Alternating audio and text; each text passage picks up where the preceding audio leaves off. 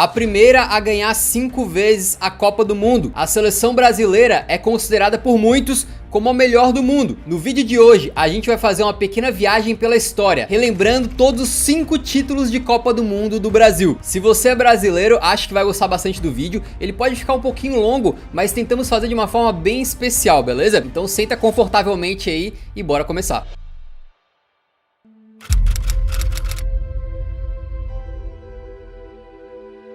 A Copa do Mundo de 1958, sediada na Suécia, chegou com uma geração brasileira que carregava nas costas o peso de tentar lavar a alma do torcedor. Isso porque os brazucas tinham sofrido um enorme trauma na Copa de 50, quando sediamos o torneio, e no jogo decisivo do quadrangular final, quando o Brasil pegou o Uruguai, podendo ser campeão mundial, para um público estimado em mais de 200 mil pessoas na época. A derrota veio de virada, e a gente viu o Uruguai campeão dentro do Maraca. Esse episódio ficou conhecido como Maracanaço e foi um baque tão grande para a seleção brasileira que fez o Brasil abandonar a cor branca do uniforme que usava até então e adotar o amarelo que usamos até hoje. Em 1958 vivíamos uma era muito diferente. O Brasil não era temido no mundo da bola como vem sendo já há décadas. A Copa do Mundo existia desde 1930, mas o Brasil jamais tinha sido campeão. O que havia de diferente em 1958 era aquilo que é mais decisivo dentro das 4 linhas: jogadores de qualidade. O técnico Vicente Feola contava com uma boa geração de caras já com experiência, como o capitão da seleção, Bellini,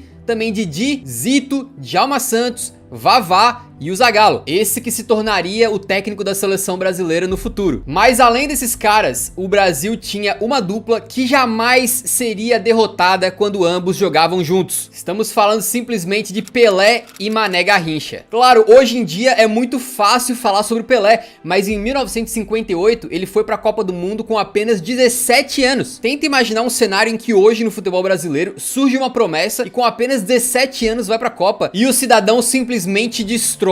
Foi o que aconteceu em 58, algo simplesmente de outro mundo. Mas isso não foi do dia pra noite. Pra vocês terem uma ideia, em 1958, tanto o Pelé quanto o Garrincha começam no banco na Copa do Mundo. Eles amargam a reserva na estreia contra a Áustria e depois no empate sofrido em 0 a 0 contra a Inglaterra. Foi apenas no terceiro jogo da fase de grupos contra a União Soviética que eles entraram no time titular e aí não saíram mais. Principalmente porque a partir da fase de mata-mata, o garoto Pelé começou a mostrar quem era pro mundo inteiro. Naquela época, a Copa do Mundo tinha menos participantes e assim a fase de mata-mata começava direto nas quartas de final, onde o Brasil foi para enfrentar o País de Gales. Uma vitória suada, dura, por 1 a 0 com gol de quem? Adivinha, foi dele mesmo, do Pelé. E isso poderia ter sido sorte de principiante, um garoto de 17 anos aproveitando uma chance e fazendo um gol. Mas Pelé deixaria claro pra todos que aquilo era só o início. O Brasil vai pegar a França nas semifinais e trucida os franceses com uma vitória de 5 a 2 e 3 gols do futuro rei do futebol. Sim, 17 anos, metendo um hat-trick em semifinal de Copa contra a França. Eu já disse que ele tinha apenas 17 anos. Depois de confirmar a ida para a final, o Brasil ainda tinha que superar o trauma de 50, naquela derrota dolorida dentro de casa. Mas em 58, a situação era praticamente oposta. No dia 29 de junho, no estádio Rassunda, nós estávamos jogando a Copa do Mundo na Suécia, para enfrentar na final justamente a seleção dos suecos. Parecia que o pesadelo poderia se repetir, quando apenas com 4 minutos de jogo, o sueco Lidholm abre o placar para os caras. Mas como falamos no começo, em 58 a geração era diferente. A gente tinha Garrincha.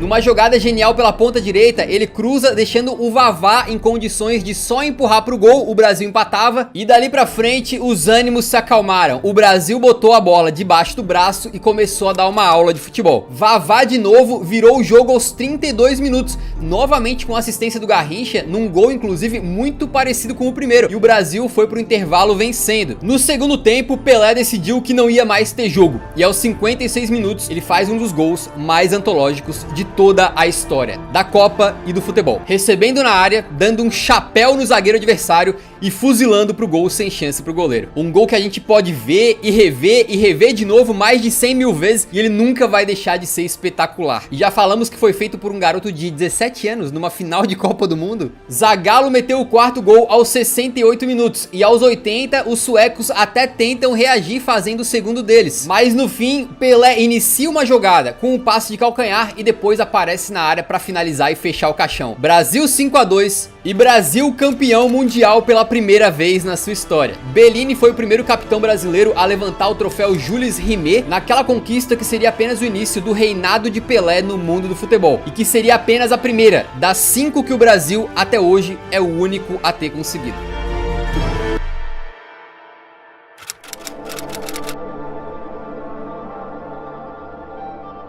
Se o Brasil chegava com traumas e inseguranças para o Mundial de 58, para a Copa de 1962 no Chile, a situação era oposta. Pelé e Garrincha chegavam como dois dos melhores jogadores do mundo, mais experientes, consolidados e líderes de uma seleção que chegava cheia de moral, não em busca do seu primeiro título, mas sim de um bicampeonato. O comando técnico não pertencia mais a Vicente Feola, ele havia sido substituído por Aimoré Moreira, que decidiu basicamente dar continuidade ao trabalho do seu antecessor. O retrato disso é que na estreia da Copa do Mundo de 62, 9 titulares tinham começado jogando na final da Copa de 58. Num grupo com Tchecoslováquia, México e Espanha, não havia dúvidas que o Brasil era favorito. E isso se confirmou com uma boa estreia contra o México com gols de Pelé e Zagallo. Mas no segundo jogo, um grande baque. Contra a Tchecoslováquia, Pelé se lesionou. E não foi apenas um incômodo muscular ou algo do tipo. Foi uma lesão que tiraria o rei de todo o restante da Copa. Para piorar, o Brasil empatou aquela partida em 0-0, o que levantava a dúvida. Será que sem o Pelé vai dar? Imagina como seria perder Romário em 94 ou Ronaldo em 2002. Um desfalque aterrador. O escolhido para o lugar do Pelé foi um camarada chamado Amarildo e ele não decepcionou. No terceiro e último jogo da fase de grupos, ele marcou os 2 gols que deram a vitória para o Brasil sobre a Espanha por 2-1. Amarildo provaria que naquela Copa de 62 o Brasil poderia se dar ao luxo de algo inacreditável: perder Pelé.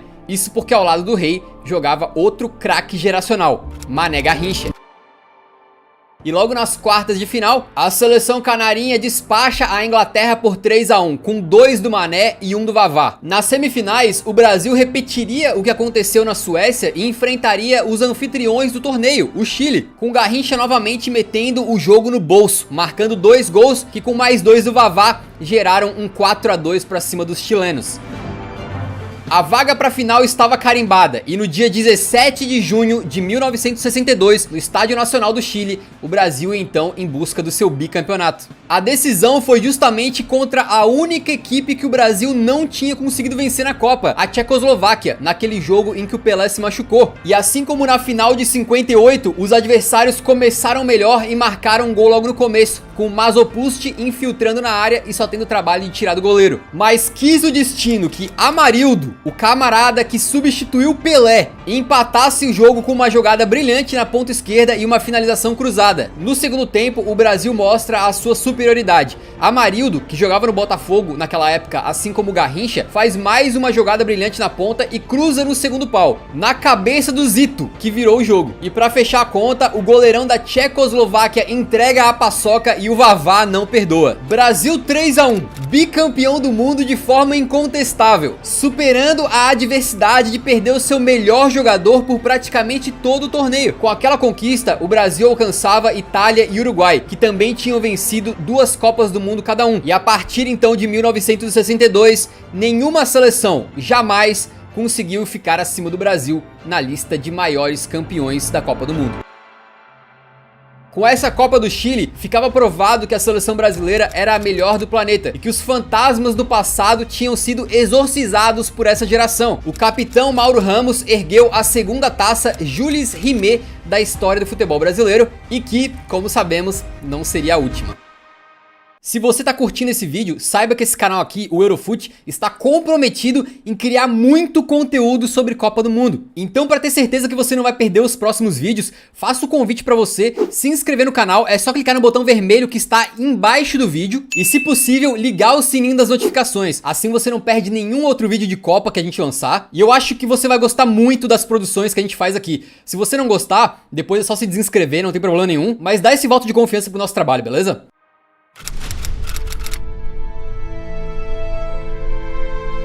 A melhor seleção de todos os tempos. Uma frase bastante ouvida em todos os lugares quando falamos do emblemático Esquadrão de 70, mas o processo até lá foi doloroso. Na Copa de 1966, o Brasil chegava como amplo favorito para conquistar o tricampeonato, mas acabou caindo na fase de grupos, ficando atrás de Portugal, do gênio Eusébio, e da forte Hungria, que na época era uma das grandes seleções. A decepção era grande, ainda mais por termos uma geração absurda. Era um desperdício gigantesco cair numa Copa do Mundo sem sequer jogar o mata-mata. O caminho até a Copa de 70 no México seria conturbado e o planejamento provavelmente não foi dos melhores. O técnico agora era Mário Jorge Lobo Zagallo. O mesmo Zagallo que tinha sido bicampeão do mundo pelo Brasil como jogador, agora estaria comandando a seleção fora das quatro linhas. Com um detalhe, ele havia assumido a equipe apenas 3 meses antes da Copa, substituindo o João Saldanha, que, segundo dizem, foi demitido do comando da seleção, entre outros motivos, por ter recebido uma crítica do presidente do Brasil na época. O general Médici comandava o Brasil em 1970, durante a ditadura militar. Algo simplesmente grotesco, mas que no fim,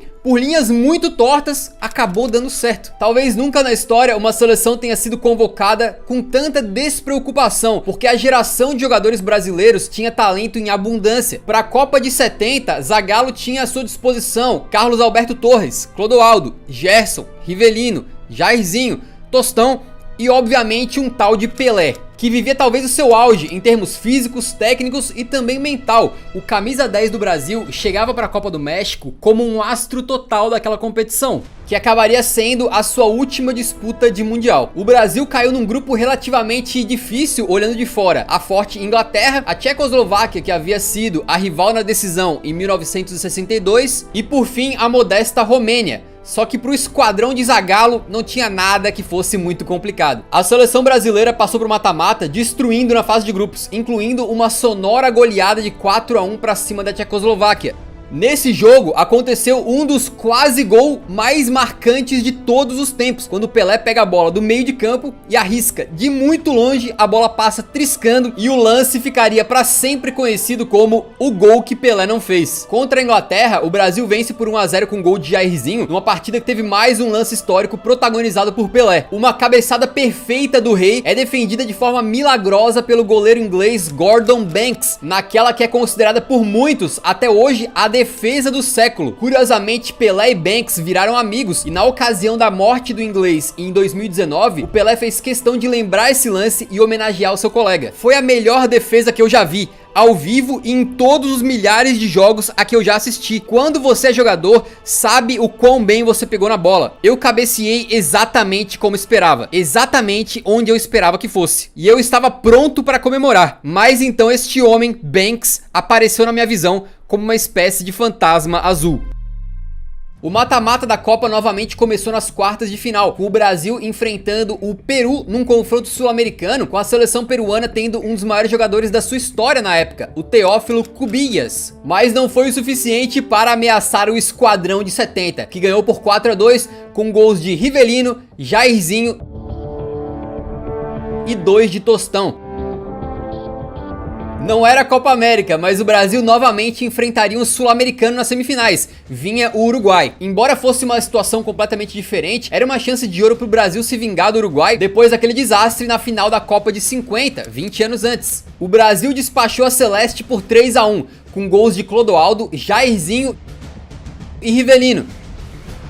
Porém, mais do que o resultado, essa partida ficaria marcada por lances que nunca mais ninguém esqueceu. Pra quem acompanha o futebol de forma um pouco mais profunda, é impossível não lembrar daquela famosa e histórica cotovelada que o Pelé deu no uruguaio, quando o gênio da camisa 10 aproveitou um lance na lateral para revidar de maneira brutal uma forte entrada que tinha recebido. Mandou o famoso picolé de osso na cara do uruguaio, não tinha VAR na época, o Pelé não foi expulso, e mais, foi nesse jogo que o Pelé fez um dos seus lances mais icônicos da carreira, quando recebe uma bola frente a frente com o goleiro e dá um drible sensacional no cara. Na verdade, uma finta, porque ele sequer tocou na bola, dando ali um drible da vaca, e na hora de finalizar com um gol vazio, tava meio desequilibrado e acabou chutando pra fora. No que até hoje é um dos lances mais lamentáveis da Copa, porque é tão lindo, mas tão lindo, que aquela bola merecia ter entrado. Teve uma marca de carros que editou esse lance pra parecer que a bola entrou e ficou bem maneiro. Mas o importante é que o Brasil chegava pra final, pra enfrentar uma seleção que também era bicampeã da Copa do Mundo, a Itália. Nas semifinais, os italianos tinham eliminado a Alemanha num dos confrontos mais emblemáticos da história de Copas do Mundo. Tanto é que ele ficou conhecido como o jogo do século, uma partida que teve nada mais nada menos do que 5 gols na prorrogação. A final entre Brasa e Itália, disputada no Estádio Azteca, no dia 21 de junho de 70, tinha tudo pra ser equilibrada. E até que foi, mas só até a metade do segundo tempo. Logo aos 18 minutos, em jogada pela esquerda, o Rivelino coloca um cruzamento para uma cabeçada firme do Pelé, num gol que rendeu uma das fotos mais icônicas da história do futebol. Certamente você já viu esse momento aí, em que o Pelé está com o braço para cima nos braços do Jairzinho. Aos 37 minutos, Clodoaldo do Brasil dá uma bela pichotada ali na zaga e o italiano Boninsenha não perdoa e empata o jogo. O jogo foi empatado pro intervalo, mas a pergunta que ficava era: até quando que a Itália vai conseguir competir com esse esquadrão? Aos 66 minutos, Gerson, o canhotinha de ouro, manda um balaço cruzado de fora da área e bota o Brasil na frente. E o Brasil não recuaria para manter vantagem coisa nenhuma. Pouco tempo depois, aos 71 minutos, o canhota manda um lançamento brilhante pro Pelé escorar de cabeça e o Jairzinho chega fuzilando para fazer o 3 a 1. Mas ainda dava tempo daquela seleção se consagrar com um gol icônico, um gol coletivo, que vai passando por todo mundo, de um lado para outro do campo, até a chegada do capitão Carlos Alberto Torres, finalizando cruzado. Um gol marcante, repetido de novo e de novo e de novo, que você já deve ter visto várias vezes na vida e que representava o brilhantismo do coletivo daquela seleção. Brasil 4, Itália 1, uma das vitórias mais acachapantes das finais de Copa do Mundo, que apenas confirmou o que já se sabia: o Brasil de 70 era imparável, não havia adversário à altura, e não foi à toa que o Brasil encerrou aquela Copa com 100% de aproveitamento. Nessa jornada, Jairzinho meteu gol simplesmente em todos os jogos da Copa do Mundo. Zagallo se tornou a primeira pessoa no planeta a conseguir ganhar a Copa, tanto como jogador quanto como treinador, e Pelé se tornava ali o primeiro e até hoje o único jogador da história a vencer 3 Copas do Mundo. Carlos Alberto Torres levantou o Jules Rimet, fazendo do Brasil a primeira seleção da história a conseguir 3 Copas do Mundo. Uma Copa lotada de momentos marcantes e com um esquadrão brasileiro que ficaria marcado como um dos melhores times de todos os tempos. Só que quando você começa a ganhar muito, você quer ganhar cada vez mais. Mas infelizmente para o Brasil viria uma seca pela frente.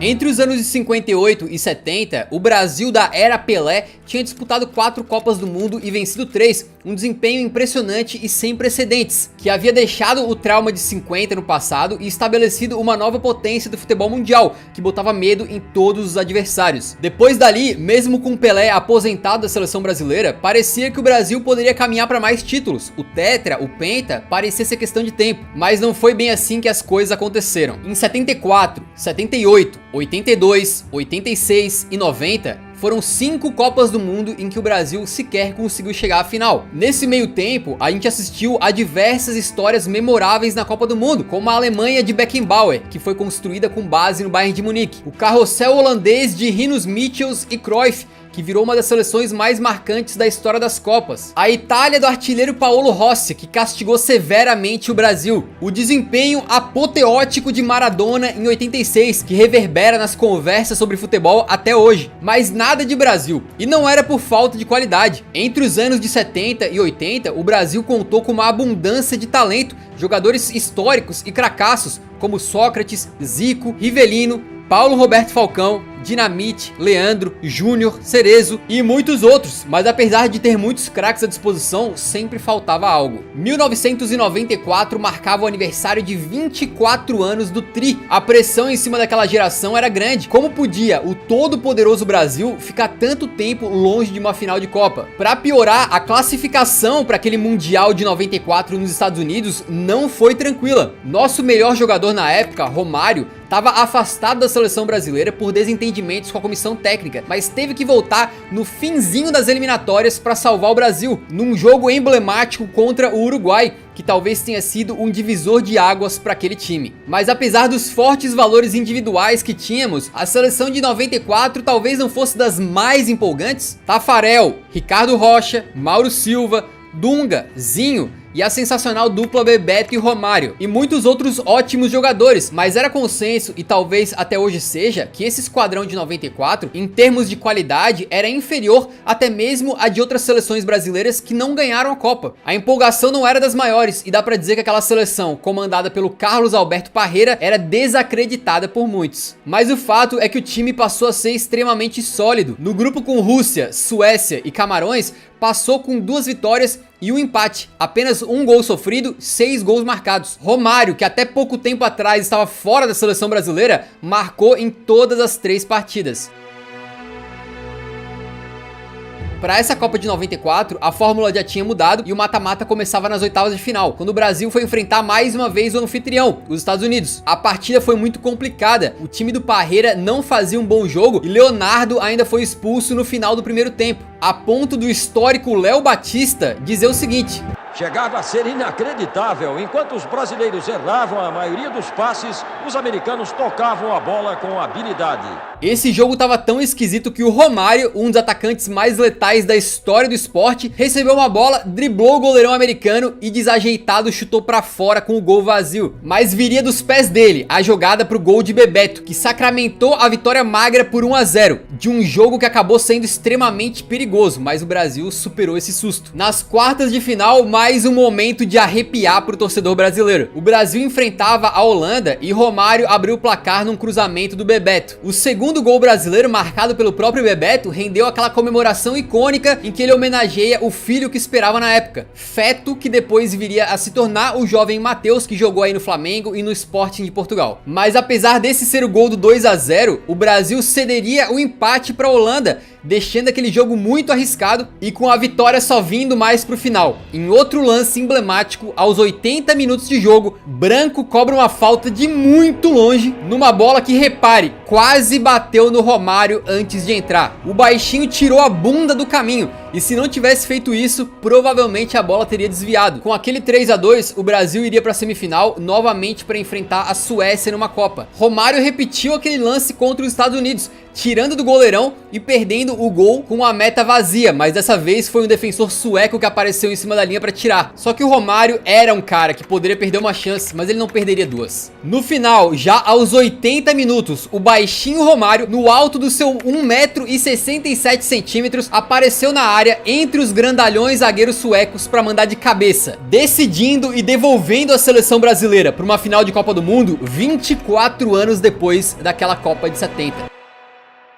Em 17 de julho, no Rose Bowl, mais uma vez quis o destino que Brasil e Itália se enfrentassem valendo a Copa do Mundo. Assim como tinha sido na Copa de 70, também valia a hegemonia. A seleção que vencesse seria a primeira tetracampeã da Copa do Mundo. A fortaleza italiana tinha simplesmente Baresi e Maldini na zaga. Os caras tinham Donadoni no meio. Era um jogo dificílimo e foi isso que se viu dentro de campo. Com duas equipes extremamente disciplinadas e com boas defesas, o que se viu foi ambos os times tentando finalizar muito de fora da área. O 0-0 levou o jogo para prorrogação, até que Romário recebeu livre no segundo pau, só precisando empurrar pro gol e chutou para fora. É louco ver como alguns lances são esquecidos depois do resultado. Romário indiscutivelmente foi o craque daquela Copa do Mundo, mas se o Brasil tivesse perdido, talvez ele fosse cobrado até hoje. Mas a gente sabe muito bem que o atacante cobrado pela derrota naquela final foi outro. Com o 0-0 também na prorrogação, a disputa foi para cobrança de pênaltis.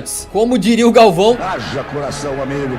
Baresi começou isolando, bom pro Brasil, só que o goleirão Pagliuca pegou logo em seguida, o chute de Márcio Santos, então a vantagem não durou nada. Os demais cobradores fizeram sua parte e colocaram sempre a bola na rede, até Massaro parar em Tafarel, dando a oportunidade do Brasil ficar na frente. E o Brasa sequer precisou cobrar a quinta penalidade, porque na quinta dos italianos, o craque Roberto Baggio partiu com confiança e mandou a bola pra fora do estádio. O grito que estava entalado na garganta há 24 anos finalmente pôde ser solto. Dunga ergueu a taça do Tetra, que não era mais a Jules Rimet, era essa mais moderna que conhecemos hoje em dia. O Brasil, comandado por Parreira, garantia o 4º título de Copa do Mundo, estando mais uma vez, de forma isolada, no topo da hierarquia de seleções no futebol mundial.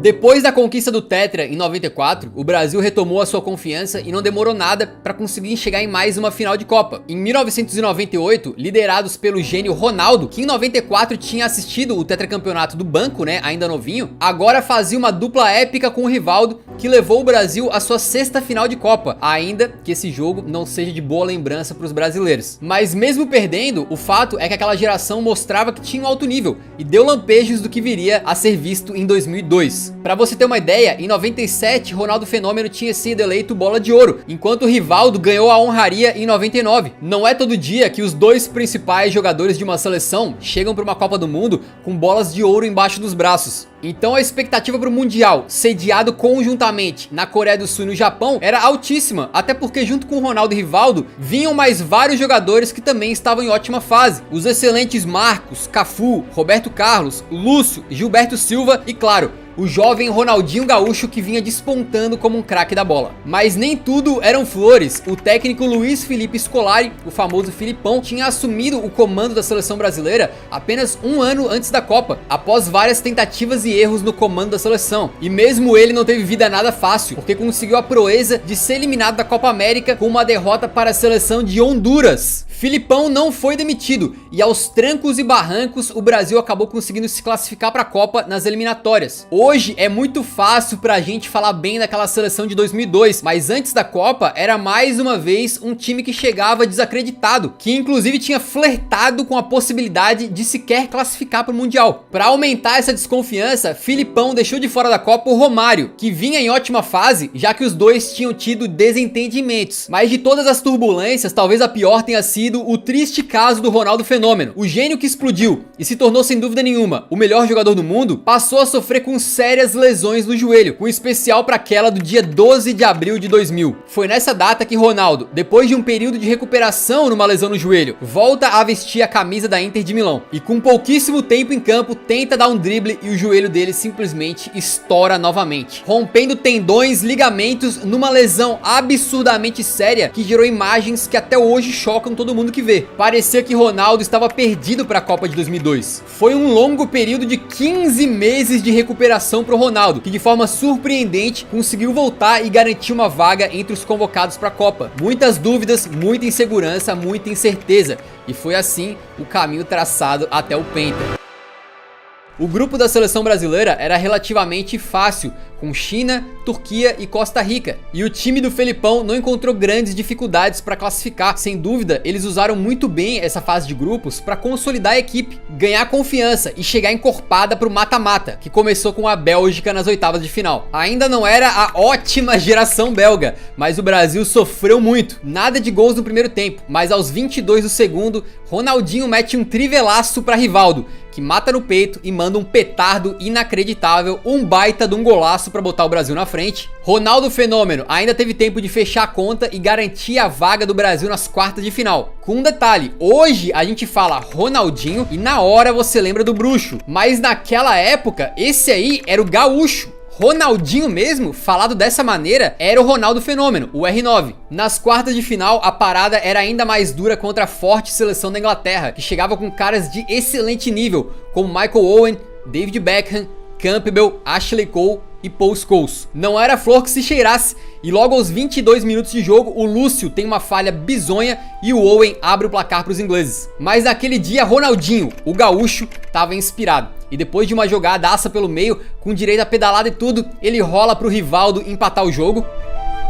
E no segundo tempo, ele protagoniza um lance histórico. Numa falta de muito longe pro Brasil, Ronaldinho vai cobrar pra botar a bola na área e... caixa! Gaúcho jura até hoje de pés juntos que ele tentou finalizar, que não foi um cruzamento que acabou dando em gol por sorte. E o Brasil então, com essa pintura do Ronaldinho, chegava em mais uma semifinal. O adversário era a Turquia, que tinha feito uma campanha surpreendente e que o Brasil tinha conseguido vencer na fase de grupos por 2-1 num jogo um pouco mais difícil. O detalhe é que antes dessa partida aconteceu um caso muito curioso daquela Copa do Mundo, porque Ronaldo, de forma surpreendente, apareceu com o famoso e icônico corte cascão, que ele fez sob o pretexto de desviar o foco da imprensa, que falava muito da condição física dele, e que com essa jogada de marketing espetacular conseguiu desviar a atenção dos jornalistas para começarem a falar do seu novíssimo penteado. Os turcos fizeram um jogo duro e tentaram mais uma vez complicar a vida do Brasil, e até conseguiram, mas no começo do segundo tempo, um gol de biquinho de Ronaldo Fenômeno foi suficiente para botar o Brasil em mais uma final de Copa. E na comemoração daquele gol, mais uma foto icônica, Ronaldo apontando com o dedinho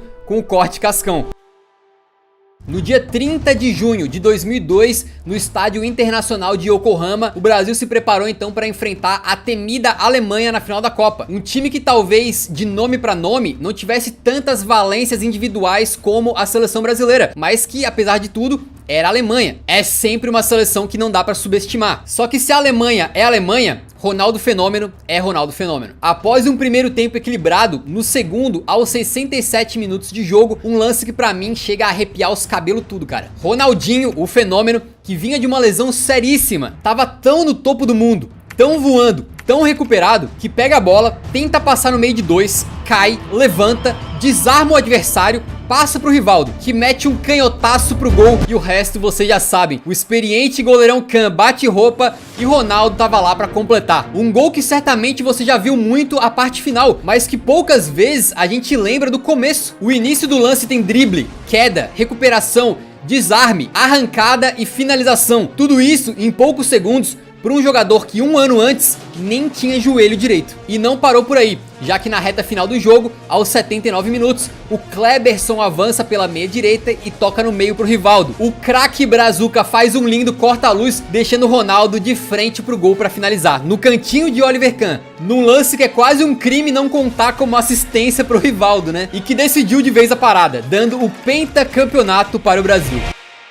Cafu foi o último capitão brasileiro a erguer uma taça de Copa do Mundo, numa cena que até hoje para os amantes de futebol tá muito na memória. A comemoração do título também rendeu aquela foto icônica em que Ronaldo e Rivaldo estão beijando a taça da Copa do Mundo ao mesmo tempo. Eles que foram os craques daquela Copa. Superação absurda de Ronaldo Fenômeno e, por que não, de toda a seleção brasileira, que 2 meses antes passava por uma gigantesca crise.